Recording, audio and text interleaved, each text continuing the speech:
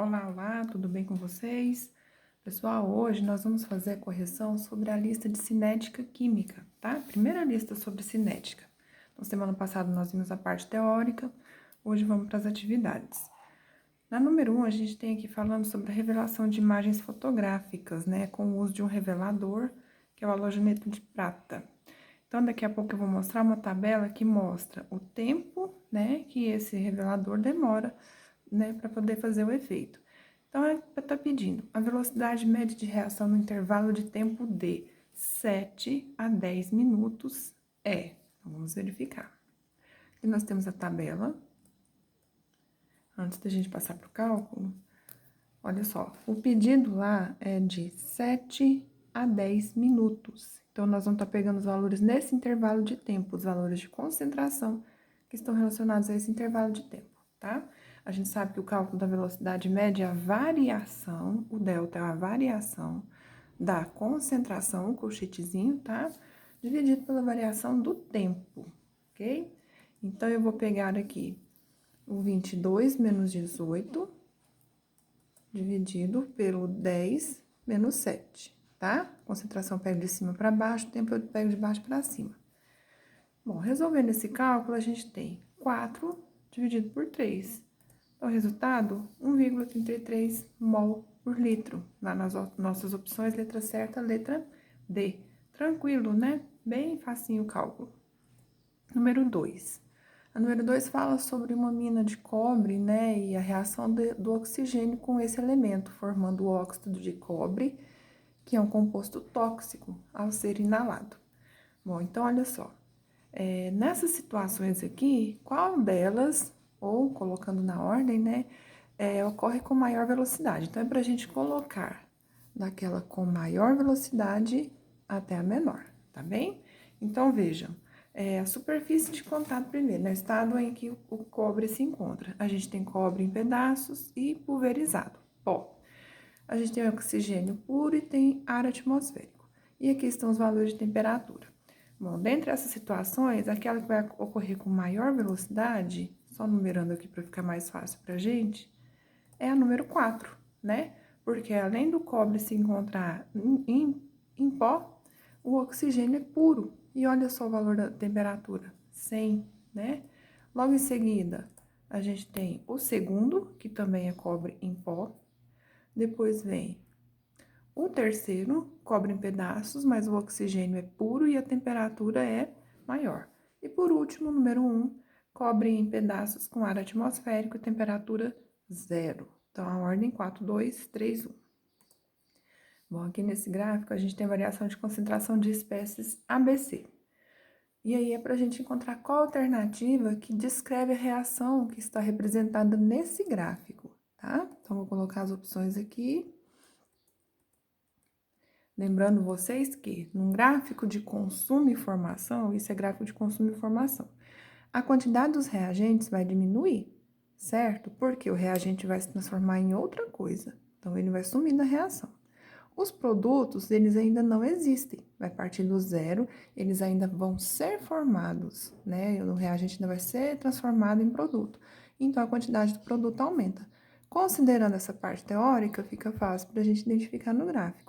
Então, olha só, eu tenho que quantidades, valor 1, diminuindo, né? Aqui vai para 0,5, aqui vai para quase zero. E aqui eu tenho uma curva começando no zero com valor aumentando. Então, essa daqui tá fácil de identificar, essa daqui é o produto, né? Começando do zero, no início não existe, ele vai começar do zero e ser formado. A quantidade aumentou, A é produto. Então, a letra A e B estão fora, a gente pode ter C, D ou E. Em relação à quantidade dos produtos, vejam que o B é o dobro do C, né? Então, a gente tem 2 vezes mais quantidades de B. Então, a letra certa aqui para nós é a letra D de dado. 2B mais C resultando em A. A número 4 está falando sobre o dióxido de enxofre, conhecido como gás sulfuroso, causador da chuva ácida. Pede, de acordo com as reações, para a gente representar a lei da velocidade para o processo e classificar a ordem. Então, vamos ver aqui as etapas, né? Como a gente viu em termoquímica, eu tenho 2 etapas aqui, a equação global. Uma etapa lenta, a outra etapa rápida. que nós vamos fazer? Cancelar a parte que se repete, né, em posições opostas, copia o que sobrou. Dentre todas essas três, qual a gente vai estar usando para poder fazer a lei da velocidade? Sempre, gente, etapa lenta, sempre. Então, vai ficar V igual a K, que é o começo para todas. Você vai colocar a parte do produto, que é o SO, né? Desculpa, parte do reagente, que é o SO. E aí, se vier algum número aqui na frente como coeficiente, você coloca como potência. Então, fica SO2. Então, vai ficar SO2, a expressão para a nossa lei da velocidade, ok? Ordem da reação é a ordem dos expoentes. Então, aqui a gente tem uma reação de ordem 2. Questão 5. Como nós podemos definir energia de ativação?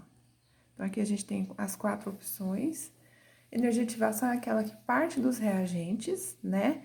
E que é necessária para que as moléculas de reagentes se transformem em produtos. Letra C. Energia liberada ou absorvida na transformação é o ΔH, entalpia. Situação intermediária onde o reagente se transforma em produto, complexo ativado. Energia que acelera a velocidade da reação, na verdade, não é uma energia, é uma substância, é catalisador. Então, a letra C, correta para nós. Número 6, temos aqui a tabela, né, com tempo e quantidade em concentração, e uma equação. Qual a velocidade média dessa reação no intervalo de 0 a 15? Então, veja só, intervalo de 0 a 15 minutos. A gente tem aqui o intervalo de tempo, você vai pegar o correspondente em relação à concentração, ok? Então, olha, velocidade média é a variação da concentração pela variação do tempo. Então, eu vou pegar 0,2 ou 20, tanto faz, né? O terceiro zero não faz diferença, sobre 0,0 menos 0,04. Na parte do tempo, eu vou pegar 15 menos 0. Tá? Que é o intervalo que está pedindo para nós. Realizando os cálculos, eu tenho 0,16 dividido por 15, resultado dá 0,01 mol por litro, mol por minuto, tá? Concentração por tempo, mol por minuto. Na letra B, pede para que a gente realize o gráfico de consumo e formação. Então, lembrando vocês, o reagente, quantidade diminui, né, por ser transformado em outra coisa, e o produto vai partir do zero, a quantidade dele aumenta. Então, tá fácil da gente fazer isso. Então, olha só, H2BR2 como produtos, HBr como reagente, tá? Aqui a ordem não vai fazer diferença, porque o número de mols deles é a mesma, né? Diferente daquela questão que nós fizemos, em que um tinha mais quantidade que o outro. Número 7. Quando o ar de uma cidade está poluído, acontecem reações químicas no local. Uma delas é com dióxido de nitrogênio, a reação está aqui. Então, utilizando os dados, determine a expressão da velocidade, né, e o valor da constante da velocidade nesse processo. Então, a gente vai ter que descobrir o valorzinho de K. Então, aqui a gente tem as opções e uma tabela. Vamos ver na próxima página a equação junto com a tabela. Então, a gente tem a nossa equação. A expressão da velocidade vai ficar V igual a K, né? Concentração de NO2 vezes O3, certinho? Não tem números na frente, eu não coloco nenhum expoente. A gente vai estar utilizando, pessoal, olha só, os valores dessa linha da tabela, tá? Por isso eu coloquei a setinha. Mas você poderia pegar de qualquer uma das 3 linhas, que o resultado será o mesmo, tá bem? Eu peguei a primeira, mas você pode fazer com as demais para poder confirmar. Então, substituindo, V, 6,6, 10 a menos 2. O K permanece, nós estamos procurando. O NO2, 15 vezes 10 a menos 5. E o O3, 3 vezes 10 a menos 5. Agora, a gente vai resolver os cálculos. Mantém 6,6. Aqui, nós vamos multiplicar o 15 por 3, que dá 45. Como a base dos dois é a mesma, então, você conserva e soma os expoentes. Vai ficar 10 a menos 10. Aí, eu vou trocar de membro, né, de posição. Então, essa parte para cá e o 6,6 é para a direita. Agora, eu passo dividindo. 6,6 dividido por 45. Vou realizar essa divisão aqui normalmente, tá? Vai ficar 0,146. Agora, a gente vai ter que trabalhar com a potência. Então, eu mantenho 10 vezes a menos 2, e esse 10 a menos 10 que está aqui na parte de baixo, eu vou passar para a parte de cima com o sinal trocado, tá? A gente vai inverter o sinal. Depois, eu diminuo e coloco o sinal do maior. Como lá a gente não tem essa resposta, olha, 0,146 10 a oitava, a gente tem que passar para a notação científica, que é um número inteiro depois da vírgula. Então, aqui vai dar aproximadamente 1,5 10 a sétima. Diminui um númerozinho aqui, porque eu andei uma casa, né? Então, letra certa, letra D. E é isso. Até a próxima, gente.